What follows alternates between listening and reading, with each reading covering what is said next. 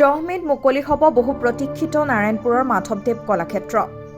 বদলা পদ্ম আটাই নাৰায়ণপুৰত প্ৰতিষ্ঠা কৰা শ্ৰী শ্ৰী বদলা পদ্ম আটা সত্ৰক সাংস্কৃতিক ক্ষেত্ৰলৈ ৰূপান্তৰিত কৰি আৰম্ভ কৰা হৈছিল শ্ৰী শ্ৰী মাধৱদেৱ কলাক্ষেত্ৰৰ নিৰ্মাণ কাৰ্য।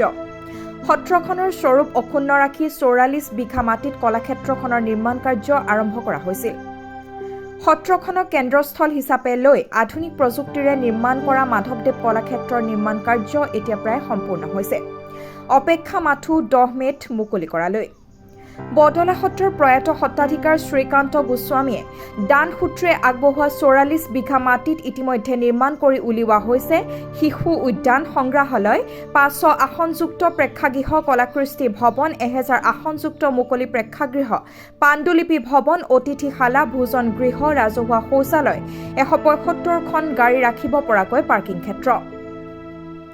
উল্লেখযোগ্য যে 2007 চনৰ 23 মাৰ্চত তদানীন্তন মুখ্যমন্ত্ৰী তৰুণ গগৈয়ে মাধৱদেৱ কলাক্ষেত্ৰৰ আধাৰশিলা স্থাপন কৰিছিল। তৰুণ গগৈ চৰকাৰে প্ৰথম পৰ্যায়ত আবণ্টন দিয়া 5 কোটি টকাৰে প্ৰায় 20% নিৰ্মাণ কাৰ্য আগবঢ়াৰ পাছত ক্ষমতালৈ আহিছিল বিজেপি চৰকাৰ। 2019 চনৰ 16 আগষ্টত তেতিয়াৰ বিত্তমন্ত্ৰী ডক্টৰ হিমন্ত বিশ্ব শৰ্মা বদলা সত্ৰৰ প্ৰাংগণত উপস্থিত হৈ কলাক্ষেত্ৰখনৰ কাম ক্ষীপ্ৰ গতিত আগবঢ়োৱাৰ প্ৰতিশ্ৰুতি দি 34 কোটি টকা আবণ্টন দিছিল।